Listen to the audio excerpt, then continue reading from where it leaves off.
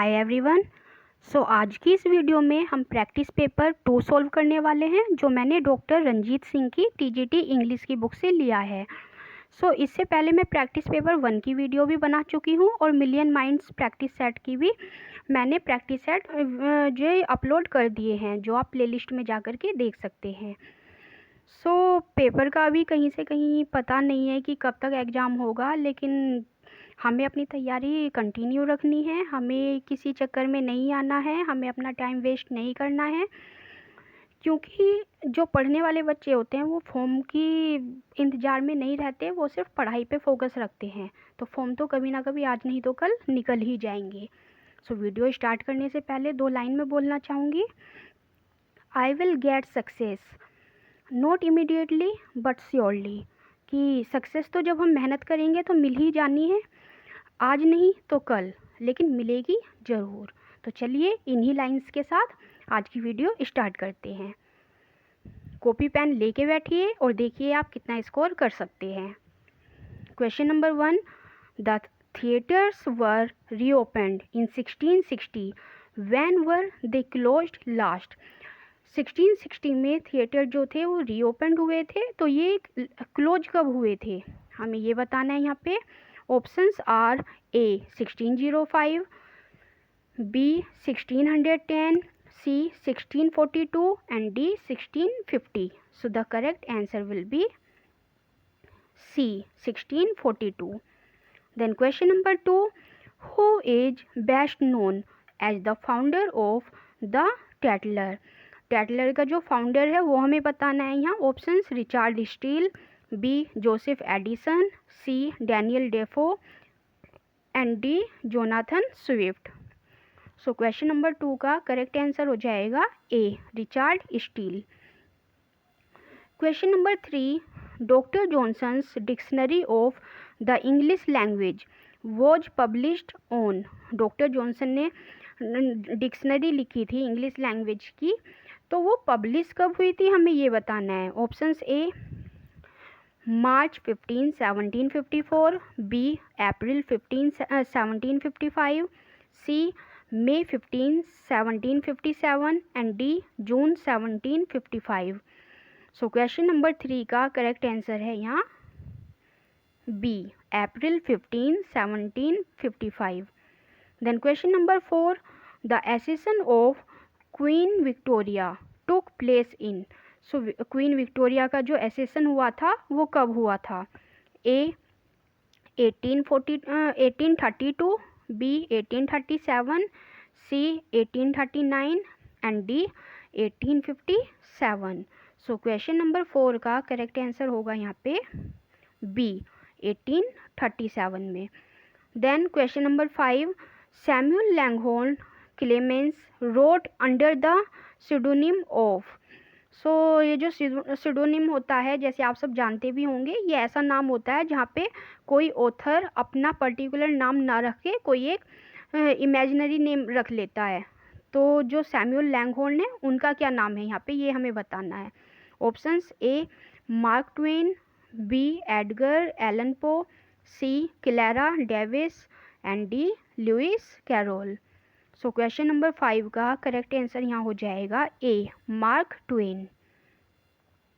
Question number 6, who wrote under the pseudonym of Eric Blair. Eric Blair का जो नाम रखा था वो कौन से ऑथर ने रखा था। A George Orwell, B C P. Snow, C Joyce Cary and D John Masters. Question number 6 का करेक्ट आंसर हो जाएगा A George Orwell. Then find the figure of speech in the lines 7 to 10। Question तक हमें बताना है कि figure of speech कौन सी है। 7 question is solitude where are they charms. इस लाइन में हमें बताना है figure of speech. A oxymorons, B metaphor, C apostrophe and D antithesis. 7 का जो करेक्ट आंसर है दैट इज सी अपोस्ट्रोफी। इतना ईजी है। यहाँ पे जहाँ पे ये वाला साइन आता है मोस्टली वहाँ क्या होता है, अपोस्ट्रोफी होता है। Then question number 8, life sorrows sit and weep. So oxymoron, personification, apostrophe and antithesis. So ये हमारा पहले टीजीटी 2005 में आ चुका है क्वेश्चन। सो क्वेश्चन नंबर 8 का करेक्ट आंसर हो जाएगा बी, पर्सोनिफिकेशन। सो पर्सोनिफिकेशन क्या होता है? जहाँ पे कोई भी लाइफलेस ऑब्जेक्ट जो ऐसे वर्क करता है जैसे कोई ह्यूमन बीइंग करता है, ओके, या जैसे कोई लिविंग बीइंग करता है। जैसे लाइफ सोरोज, जो लाइफ के जो दुख होते हैं वो सिट एंड वीप, बैठते हैं और रोते हैं। Then question number 9, death lays his icy hands on kings. So A oxymoron, B metaphor, C apostrophe and D personification. So question number 9 का करेक्ट आंसर है D, personification. Then question number 10, the murmurous haunt of flies on summer eves. So इसमें हमें figure of speech बताना है और ये 2010 में आ चुका है question. So A onomatopoeia, B metaphor, C apostrophe and D personification. So question number 10 का करेक्ट आंसर हो जाएगा ओनोमेटोपोइया। जहाँ साउंड रिलेटेड वर्ड्स होते हैं वहाँ पे हम ओनोमेटोपोइया लगाते हैं। Question number 11, who commented on Shakespeare's comedies. Shakespeare has no heroes, he has only heroines. So options are A Carlyle, B Ben Jonson, C John Ruskin and D AC Bradley. So 11 का correct answer हो जाएगा C, John Ruskin.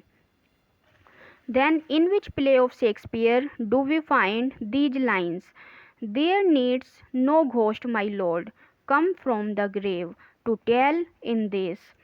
So options are King Lear, B Macbeth, C Hamlet and D Henry Fourth. So question number 12 का correct answer है C, Hamlet. Then question number 13, to which character in Shakespeare's Hamlet does the following description apply, the tedious wiseacre who meddles his way to his doom. So ये जो यहाँ statement दी हुई है ये बताना है हमें कि किसके लिए हैमलेट ने बोला है ये सब। A Claudius, B Hamlet, C Polonius and D Rosencrantz. So 13 का करेक्ट आंसर है यहाँ पे C, Polonius. And who was Polonius? Polonius was the father of Ophelia. Question number 14, who praised Shakespeare thus? Shakespeare की किसने यहाँ पे praise की है इन लाइन्स को बोल के? Others abide our question, thou art free. So thou means here Shakespeare. We ask and ask, thou smilest and art still. So A Dr. Johnson, B Matthew Arnold, C Coleridge and D T.S. Eliot.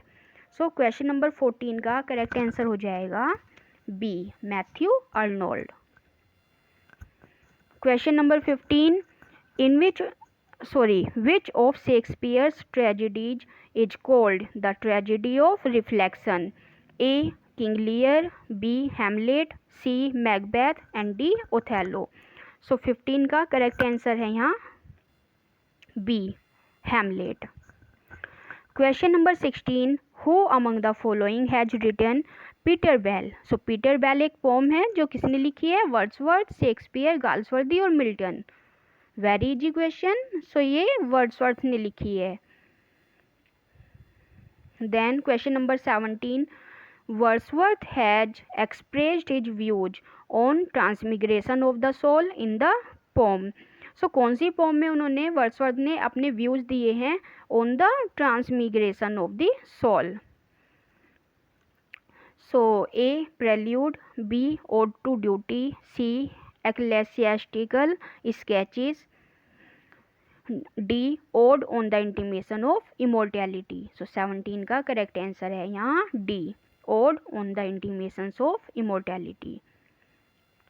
Question number 18, which of these travel poems belong to William Wordsworth? इनमें से कौन सी travel pome जो है William Wordsworth से belong करती है?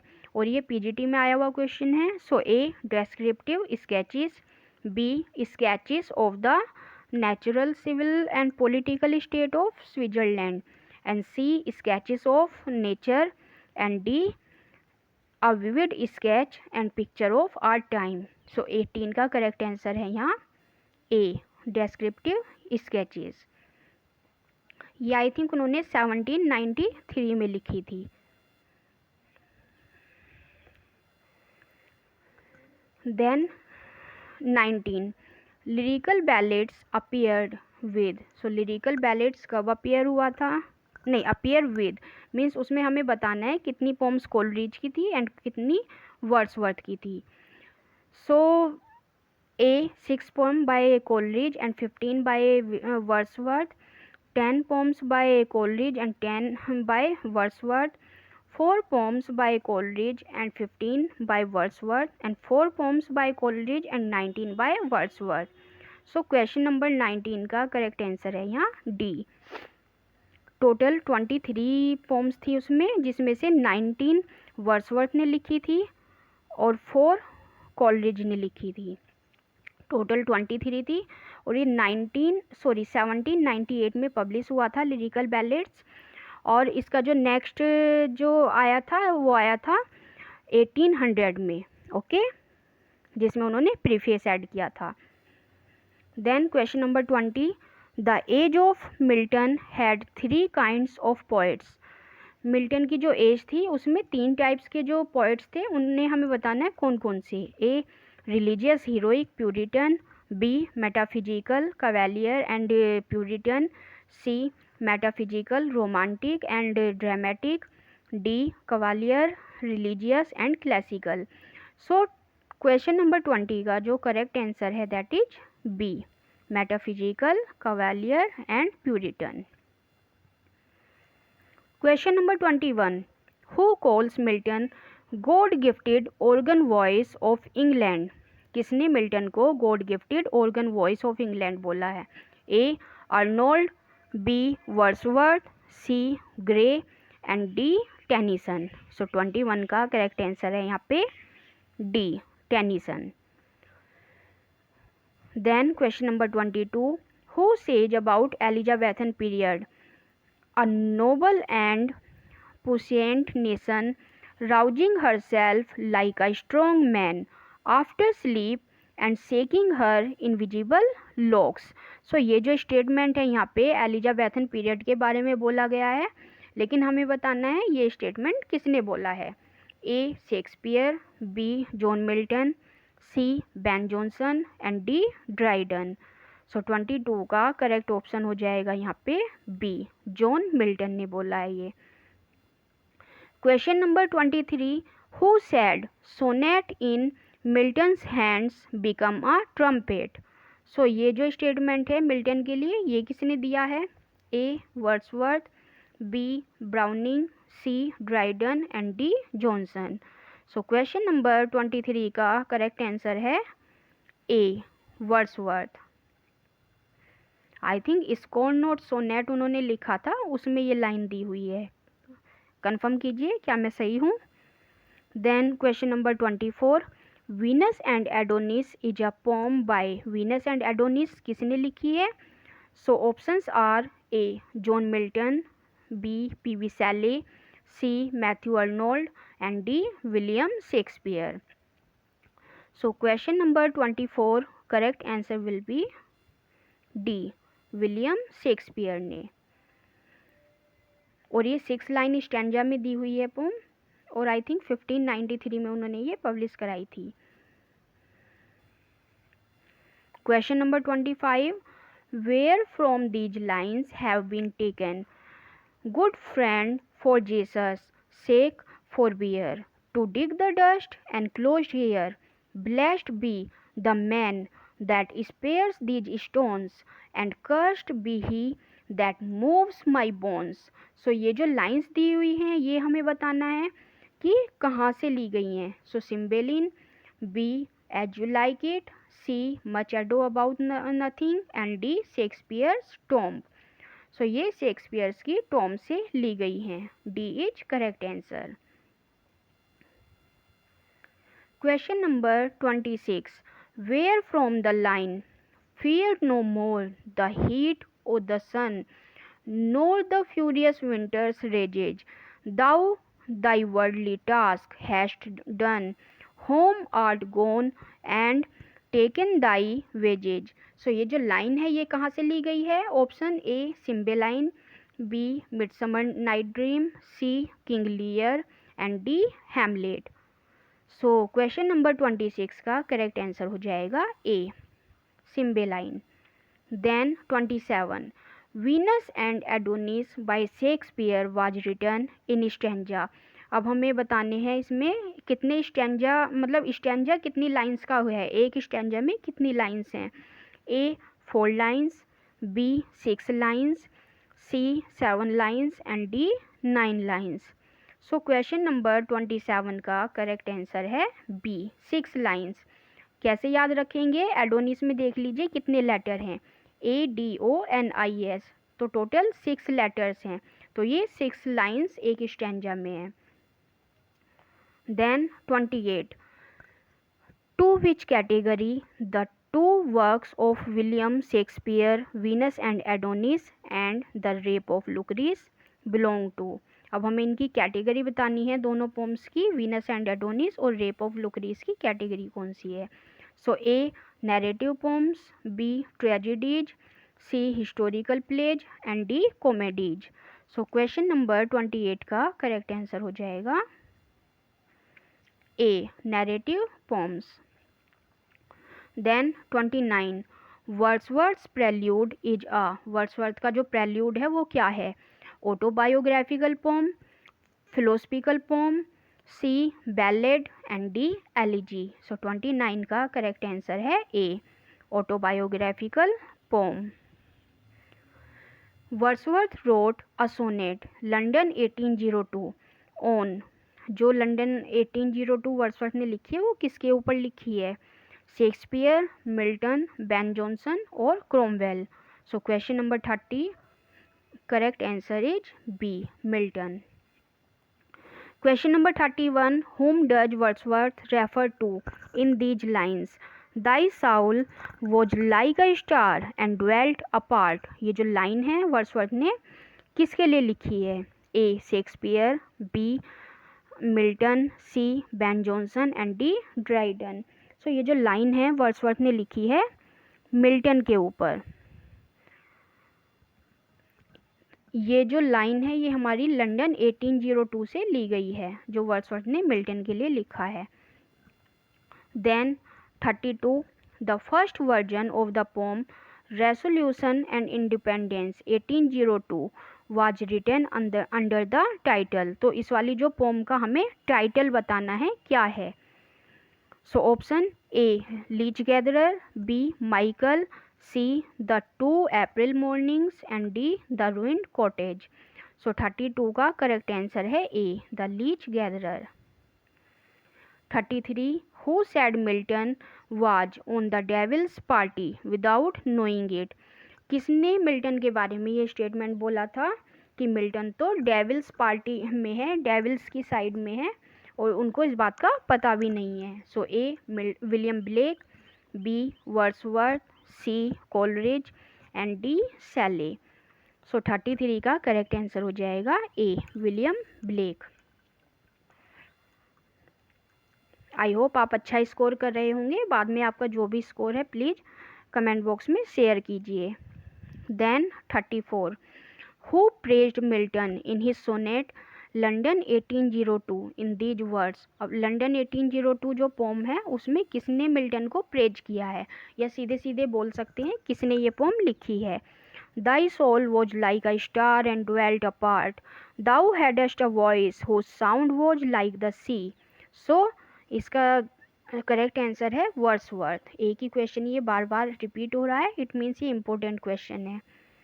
35 in which poem Wordsworth has eulogized Milton in these words? Milton, thou shouldst be living at this hour. England had need of thee. She is a fan of stagnant waters. अब हमें इसमें pome बतानी है कौन सी है? Lycidas, Paradise Lost, C Paradise Regained and D London 1802। Again 35 का correct answer है London 1802। Then question number 36, several of Galsworthy's early novels were written under a pseudonym। अब उनका कौन सा pseudonym था जिसमें उन्होंने स्टार्टिंग में वर्क लिखे थे अपने? Johnson, Isaac, John Sinjohn और Elia. So correct answer will be C, John Sinjohn. Then 37, the first successful novel of Galsworthy was. Galsworthy की फर्स्ट सक्सेसफुल नॉवल कौन सी थी? The man of property, B fraternity, C silver box and D strife. So the correct answer will be A, the man of property. Question number 38, which novel of Galsworthy is considered to be his masterpiece. Galsworthy का कौन सा novel उनका masterpiece है? The pigeon, flowering wilderness, island pharisees और Indian summer of Forsyte. So the correct answer is D, Indian summer of Forsyte. Then 39, the literary art of diminishing a subject by making it ridiculous and evoking towards it the attitudes of amusement and scorn is called allegory, melodrama, C parody and D satire। सो 39 का correct answer हो जाएगा सी, parody. Question 40, what does the term curtain raiser indicates in drama। So curtain riser जो ये curtain razor जो term है यहाँ पे हमें ये बताना है कि ये ड्रामा में क्या इंडिकेट करता है। So A, one who raise curtains, B a modern drama of serious nature, C supernatural agency in drama which reveal some truth and D a short play before the main play. So 40 का correct answer हो जाएगा D, a short play before the main play. Then 41, what is meaning of the expression avant-garde। So avant-garde जो expression है हमें इसका meaning बताना है यहाँ। A unintentional attitude, B ridiculing attitude, C tragic conclusion and D new writing that is innovative. So question number 41 का correct answer हो जाएगा D, new writing that is innovative. Question number 32, what is stream of consciousness technique. अब हमें stream of consciousness technique बतानी है यहाँ पे। A technique which depicts the inner thoughts and feelings, B a study of relation between words and things, C a theatrical device and D a particular kind of knowledge. So question number 42 correct answer is A, technique which depicts the inner thoughts and feelings। Then 43, another name for vers libre is। Vers libre का हमें another name बताना है, क्या होता है? A free या open verse, B blank verse, C courtly verse और D none of the above. Correct answer is A, free और open verse. Then 44, Nicholas Udall's first pure comedy Ralph Roister Doister came in. So ये first Indian comedy है जो first pure comedy है जो Ralph Roister डूइस्टर ने लिखी थी। सो ये कब आई थी? A about 1552, B about 1555, C about 1560 and D about 1565। So 44 correct answer is A, about 1552. Question number 45, the first complete tragedy in English Gorboduc or Forex and Porex came in 1561, 1565, 1566 or 1567. So 45 question correct answer is 1561. Question number 46, which one of the following terms is often called for the England's national poet William Shakespeare। William Shakespeare के लिए कौन सा term use करते हैं इनमें से? A master dramatist, B supreme poet, C bard of London और D bard of Avon. So question number 46 correct answer is bard of Avon. 47 question, who wrote the celebrated book Shakespearean tragedy. So Shakespearean tragedy जो book है ये किसने लिखी है? A C Bradley ने, B Edward Bradley ने, C F H Bradley and D doctor Henry Bradley. So correct answer will be A C Bradley, और I think उन्होंने 1904 में ये लिखी है अगर मैं सही हूँ तो। Then question number 48, Shylock is a character in Shakespeare's dash. Shylock जो है वो शेक्सपियर के कौन से वर्क का कैरेक्टर है? A 12th night, B merchant of Venice, C as you like it and D comedy of errors. So 48 correct answer is B merchant of Venice. Question number 49, who is known as the fourth witch among Shakespeare's women character? So Shakespeare की जितनी भी women character हैं उनमें से कौन C fourth विच के नाम से जानी जाती है? A Desdemona, B Gertrude, C Lady Macbeth and D Cordelia. So question number 49 correct answer will be C Lady Macbeth, क्योंकि जो मैकबेथ प्ले है उसमें 3 विचेस दिखाई गई हैं, लेकिन जो फोर्थ विच है वो हम लेडी मैकबेथ को मानते हैं उसके क्रूअल नेचर के कारण। Then question number 50, the name of Macbeth's wife in the Shakespearean play. Shakespeare के जो प्ले है उसमें मैकबेथ की वाइफ का नाम हमें बताना है, क्या है? So A Cordelia, B Calpurnia, C Desdemona and D none of the above. So the correct answer will be D none of the above. Question number 51, who had spoken the following words in Shakespeare's Macbeth? Shakespeare के Macbeth में किसने ये lines बोली हैं? The sleeping and the dead are but as pictures, it is the eye of childhood that fears a painted devil. So first witch, second witch, third witch और none of the above. So ये जो lines बोली हैं ये इनमें से किसी ने नहीं बोली। So correct answer is D none of the above.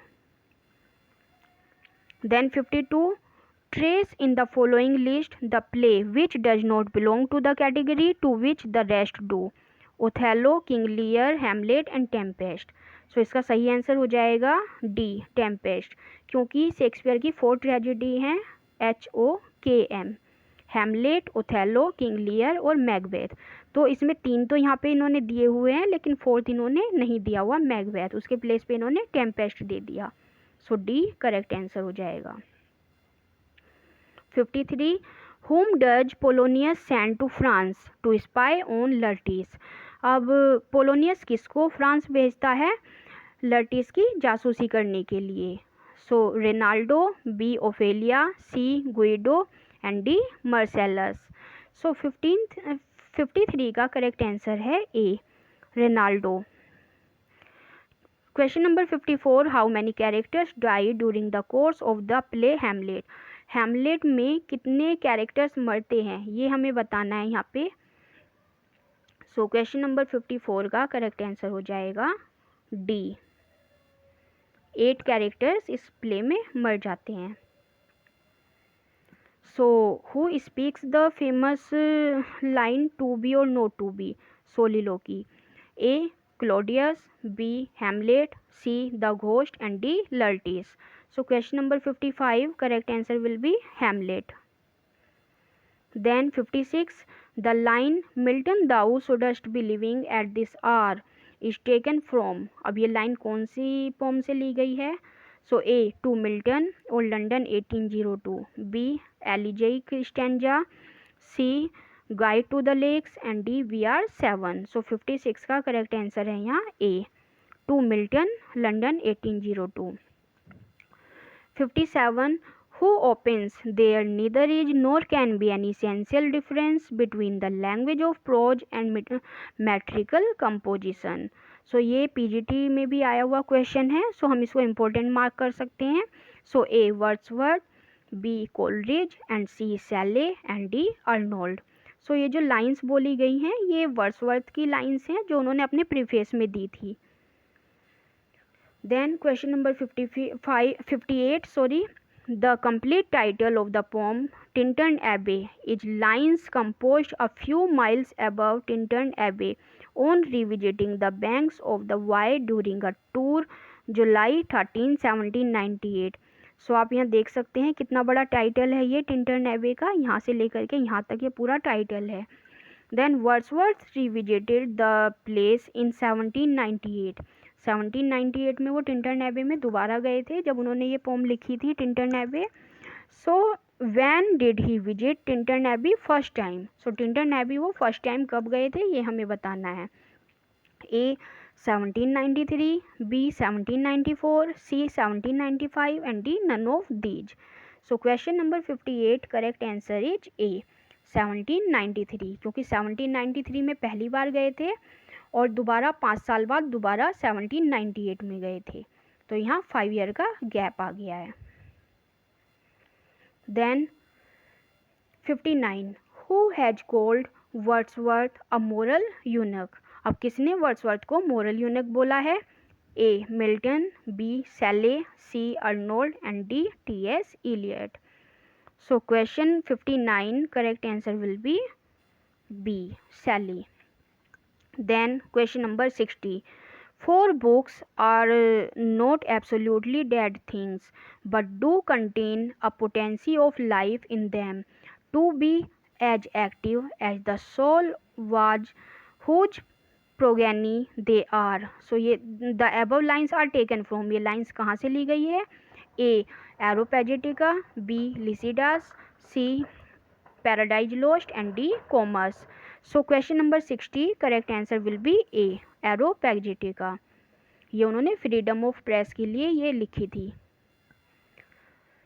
Then 61 Dear son of memory, great heir of fame, what needest thou such weak witness of thy name, and so sepultured in such pomp dost lie that kings for such a tomb would wish to die. So the above lines are taken from, so ये line कहाँ से ली गई हैं? Areopagitica, B Lycidas, C Paradise Lost and D on Shakespeare. So the correct answer will be on Shakespeare. और ये किसने लिखी थी? ये मिल्टन ने लिखी थी। Then 62 What kind of work is Samson agonist? अब ये सैमसन एगोनिस्ट हमें बताना है कौन सा टाइप है वर्क का। A verse play, B epic, C lyrical drama and D short story. So the correct answer is A verse play. So 63 which is not a characteristics of Galsworthy's problem play. Galsworthy के problem play का कौन सा इसमें characteristics नहीं है? ए no asides और soliloquies, B no unities of time and place and action, C no division of acts and scenes and D no characters and dialogues. So 63 का जो करेक्ट आंसर हो जाएगा, देखिए जो वर्क लिखा है तो कैरेक्टर तो ज़रूर होंगे, डायलॉग्स भी ज़रूर होंगे। गाल्सवर्दी के जो वर्क होते थे वो एक्ट और सीन में भी डिवाइड होते थे। मोस्टली 3 एक्ट में लिखे हैं उन्होंने, कुछ 4 एक्ट्स में भी लिखे हैं। और unities of time and action भी उन्होंने दिया था, प्लेस भी दिया था। So the correct answer will be A no asides और सोलिलोकीज।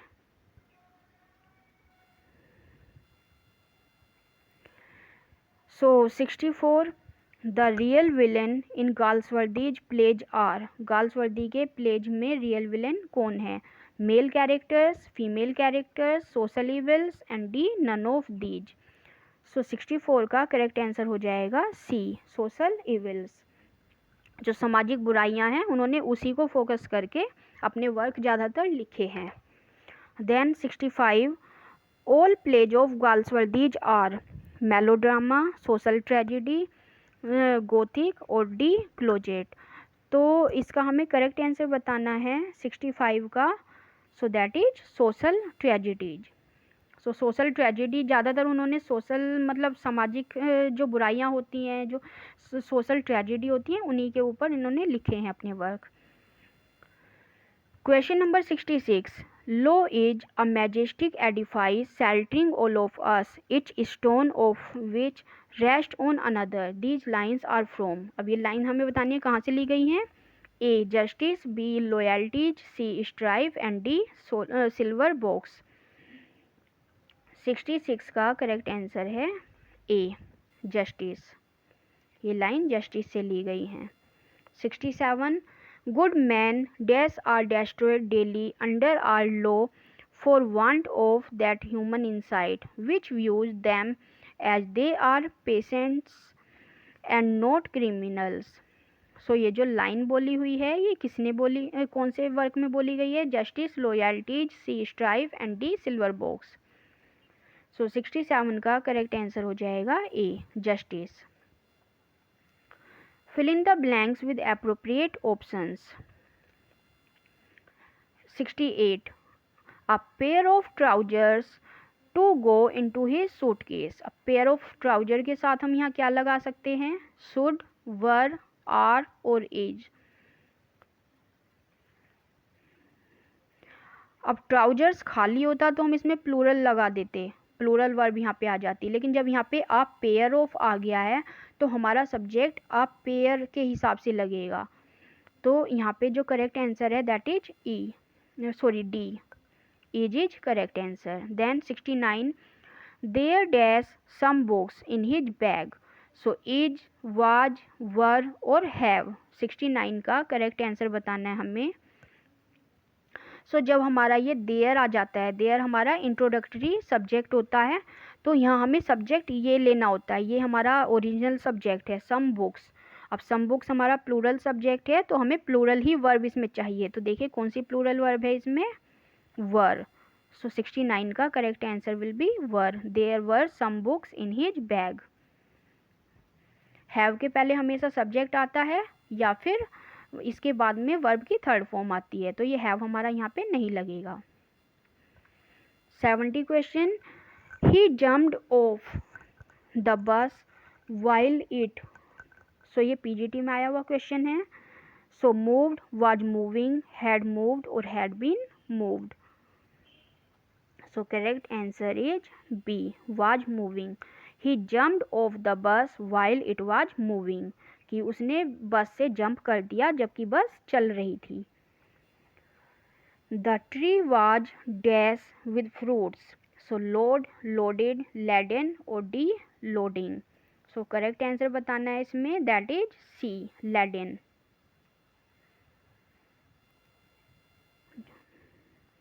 ट्री जो थे, पेड़ जो थे वो फलों से लदे हुए थे.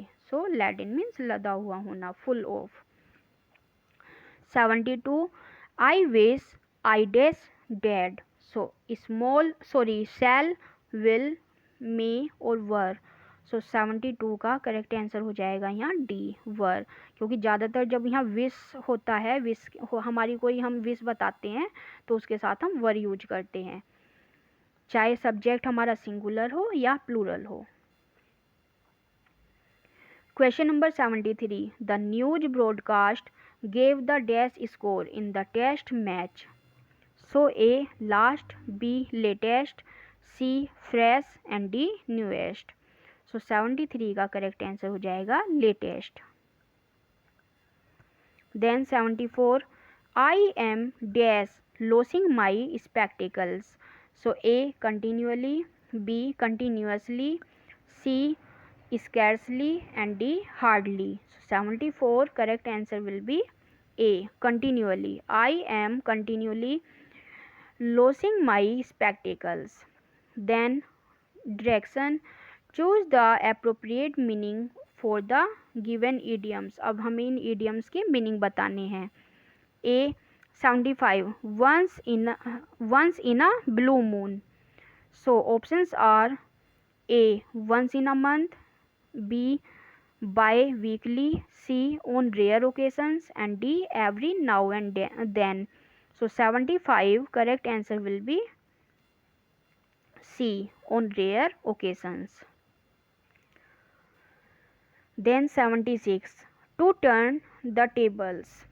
So A change completely the position of disadvantage, B to make the tables upside down, C. to create chaos, and D.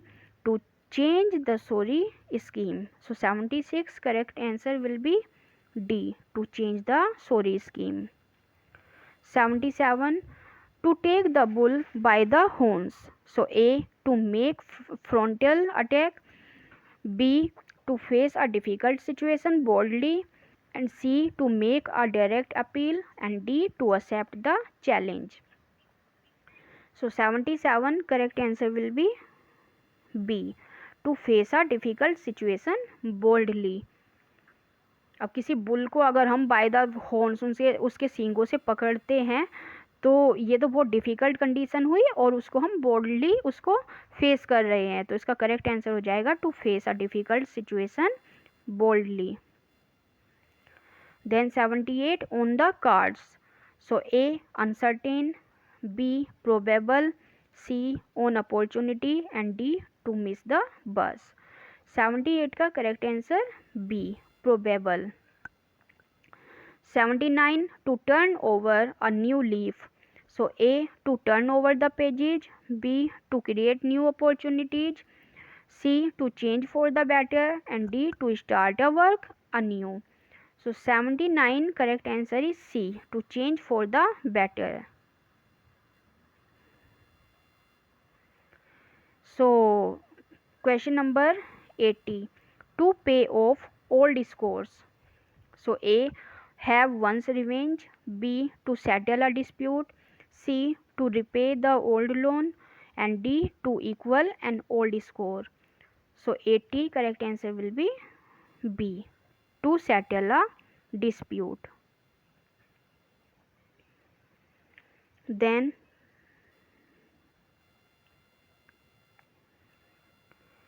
choose the appropriate synonym for the given words. So 81 seeth. So इसका हमें बताना है A. boil ferment, B. drowsy और sleepy, C. limpid और transparent, और D. filthy और dirty. So 81 का correct answer है यहाँ पे A. boil और ferment. Then 82 licence. इसका मीनिंग हमें बताना है A. intimacy और connection, C.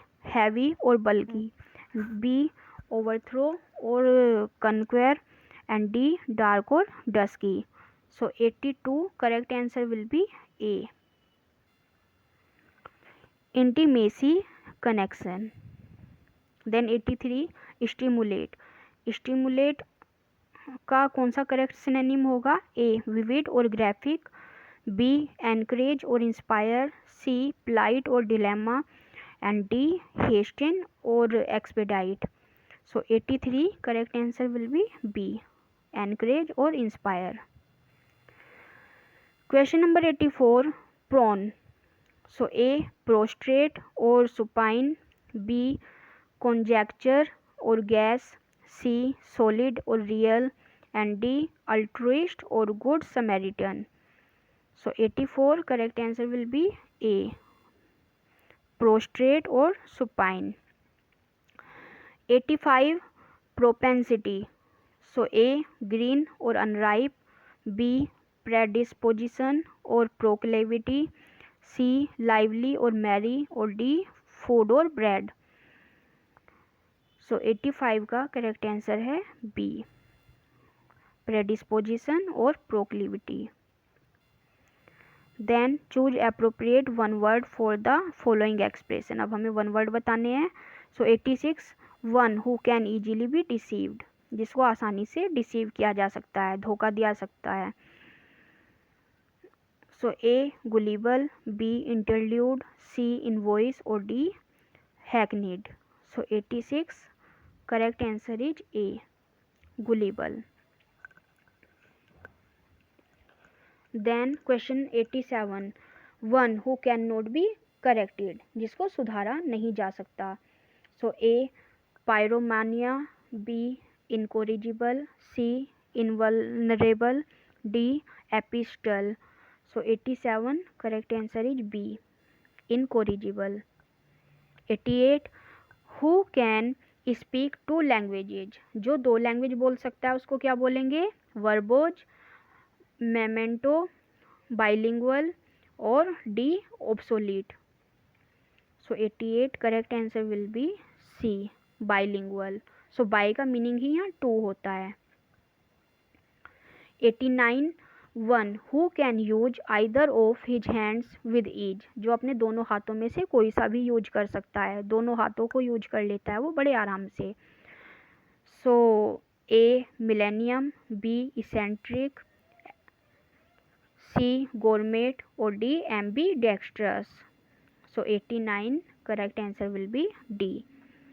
90 question. One who champions the cause of women. A feminist, B amphibian, C parasol और D accomplice. So 90 question is, so correct answer is A feminist. Then 91 to 95 हमें correct spelling find out करनी है. तो यहाँ पे आप spellings अच्छे से देख लीजिए वीडियो को पॉज करके और मुझे करेक्ट स्पेलिंग आप बताइए यहाँ पे. सो 91 का करेक्ट जो आंसर है that is A suffragette. SUFFRAGETTE, SUFFRAGETTE. So 92 question, जल्दी जल्दी देख लीजिए ऑप्शंस आप. सो सप्लीमेंट्री की हमें करेक्ट स्पेलिंग फाइंड करनी है that is B supplementary. SUPPLE supple MENTARY. इसमें ये याद रखना है हमें, बाद में ARY आना है क्योंकि हम ज़्यादातर इसमें कंफ्यूज हो जाते हैं ERY आएगा या ARY आएगा. So SUPPLE MENTARY. Then 93. So correct spelling of surfeit. So 93 का करेक्ट स्पेलिंग जो होगी that is C SURFEIT, SURFEIT. Then 94 अच्छे से देख लीजिए आप. सो क्वेश्चन 94 का करेक्ट आंसर है D SUPPURATE separate, SUPPURATE. Then 95 surgery. अब सर्जरी की हमें करेक्ट स्पेलिंग फाइंड करनी है. So correct answer is A SURGERY. Then answer the questions based on the following passage. अब ये पैसेज आपको खुद से अच्छे से पढ़ लेना है वीडियो को पॉज करके. The report that union cabinet considered the draft of a bill to prohibit the denigration of women in photographs, advertisements and films is welcomed. There has been for some time growing criticism of the projection of women in these three media, advertisements in the print media as well as in films and television, frequently rely in feminine sex appeal to attract attention to the products or suggest that these products make Casanovas of ordinary mortals. Things are even worse in films. Some of these unabashedly rely on sex for box office success, showing scantily attired women in provocative postures. In these, as well as in many advertisements, women clearly appear as object of erotic stimulation by showing heroes misbehaving with heroines and getting away with it. Films invite emulation in real life, resulting in the molestation of women in public places. अब 96 question देख लीजिए आप. So denigration in the phrase denigration of women means, अब हमें इस phrase का meaning बताना है. So A ill treatment, B abuse, C scandalising और D tarnishing the good image. So 96 correct answer is D tarnishing the good image. Then 97 so unabashedly means हमें यहाँ बताना है। सो 97 का जो करेक्ट आंसर है that is D, with no sign of being ashamed. 98. The passage says that the bill to prohibit media exploitation of women. इसका जो correct answer हो जाएगा that is B, has been discussed in the union cabinet. 99.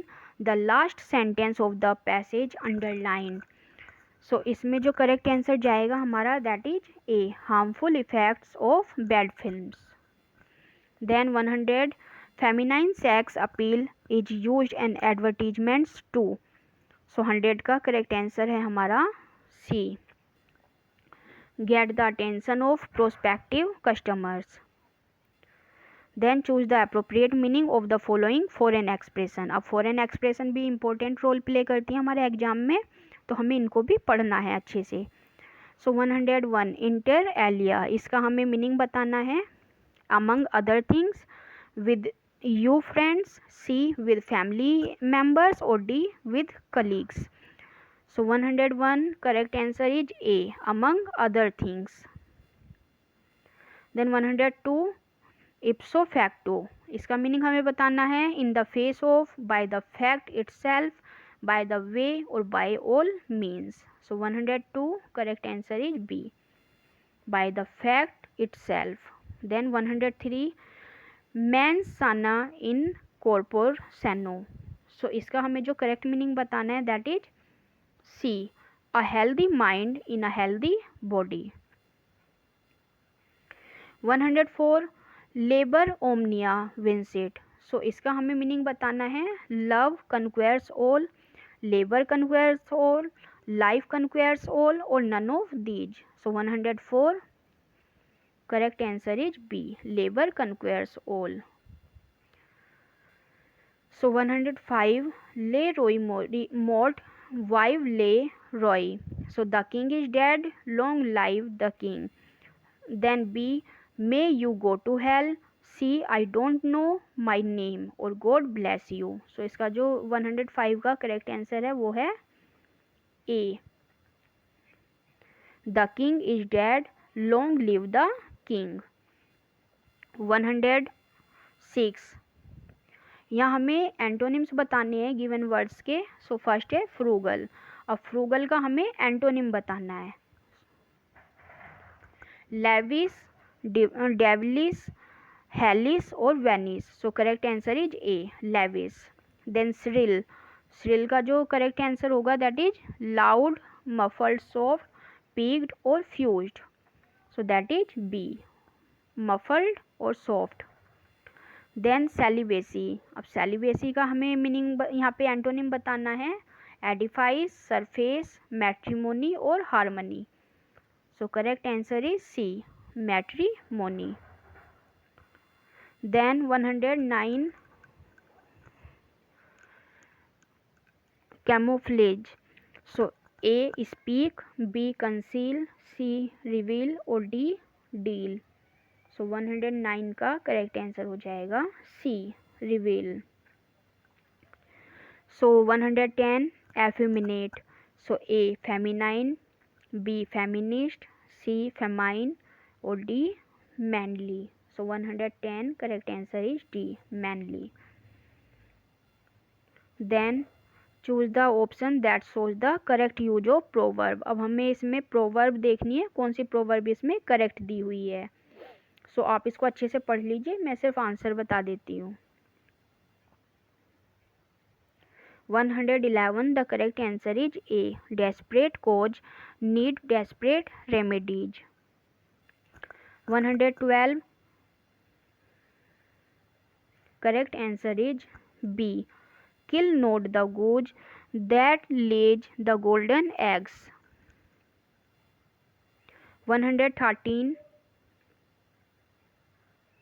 So correct answer is C, God helps those who help themselves.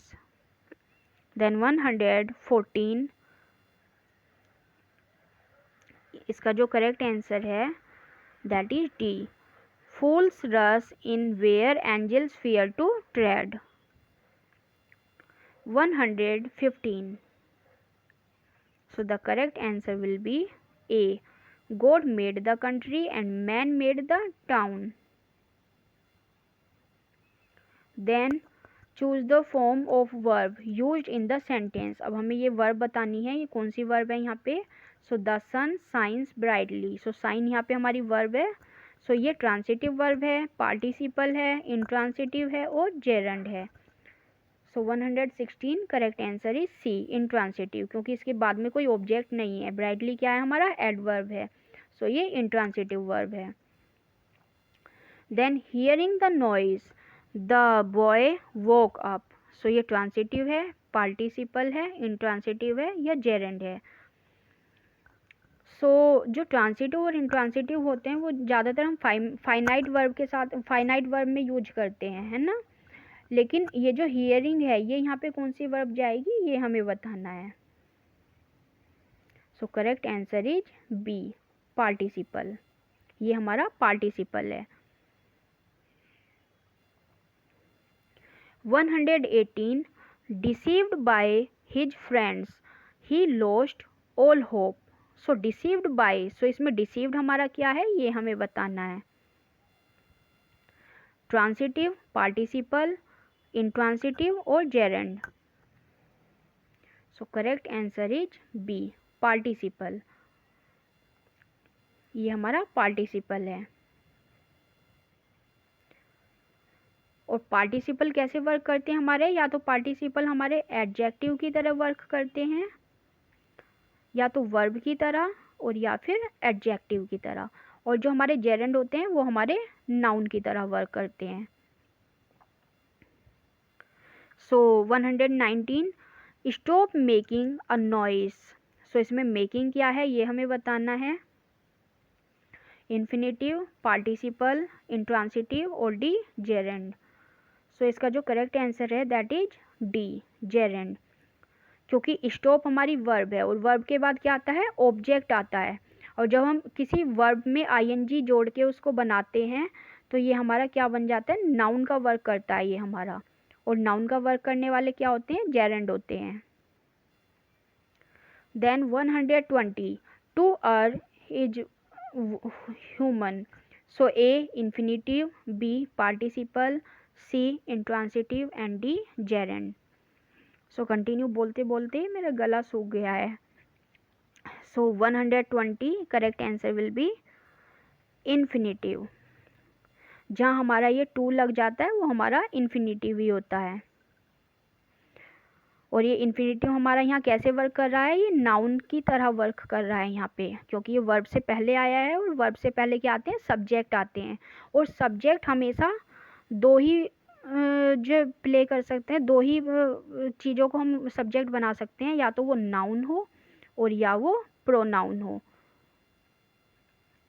अभी हमारा pronoun नहीं है, ये हमारा नाउन है, तो ये इन्फिनेटिव है यहाँ पे.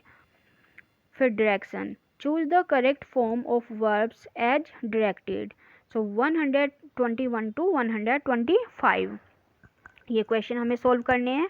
The past participle form of lie. अब हमें लेव की, इसकी यहाँ पे ये लेव नहीं है, आई थिंक ये ले है, LAY. इसको ठीक कर लीजिए, ले है. तो ले की हमें पास्ट पार्टिसिपल फॉर्म बतानी है. सो कौन सी इसमें, लेड, लाई, लेन और नन. सो 121 करेक्ट आंसर हो जाएगा A, led. 122 the past participle form of lie. अब हमें लाई की पास्ट पार्टिसिपल फॉर्म बतानी है. सो लेन, लेड, लाइड और led. Correct answer is A, lain. Then 123 the infinitive form of bound. Bound की हमें इन्फिनेटिव फॉर्म बतानी है. सो बियर, बोर, बोर्ड और bound. So correct answer is A, क्योंकि जो इन्फिनेटिव होते हैं वो या तो to plus verb first form होते हैं, या फिर जहाँ पे टू नहीं लगता वहाँ सिर्फ वर्ब की फर्स्ट फॉर्म हम लगाते हैं तो वो बेयर इन्फिनेटिव हो जाते हैं. तो टू के साथ हमेशा वर्ब की फर्स्ट फॉर्म लगती है, और यहाँ पे इन्फिनेटिव पूछा है हमारा, तो इसमें क्या आ जाएगा, फर्स्ट फॉर्म आ जाएगी bear. Then 124 the gerund form of run. Run की हमें जेरेंट फॉर्म बतानी है। ये तो बहुत ही ईजी हो गया है, ऐसे हलवा क्वेश्चन जो एग्जाम में भी आने चाहिए। सो दैट इज रनिंग। आपको पता है जेरेंट हम हमेशा आईएनजी लगा देते हैं वर्ब में और वो हमारा जेरेंट बन जाता है। Then 125 the past participle form of flee. अब हमें फ्ली की पास्ट पार्टिसिपल फॉर्म बतानी है। सो फ्लू, फ्लोन, फ्लो और fled. So correct answer will be D, fled. So I hope आपको ये वीडियो पसंद आई होगी। वीडियो पसंद आई है तो प्लीज़ लाइक कर दीजिए, अपने फ्रेंड्स के साथ शेयर कर दीजिए और चैनल पर नए हैं तो सब्सक्राइब कर दीजिए। आपको चैनल को लाइक करने में 1 सेकंड लगता है, लेकिन आपका वो एक लाइक मेरे लिए मोटिवेशन का काम करता है। तो अगर वीडियो आपको थोड़ी सी भी पसंद आई है तो प्लीज़ लाइक ज़रूर कीजिए। सो मिलते हैं नेक्स्ट वीडियो में, जब तक के लिए बाय।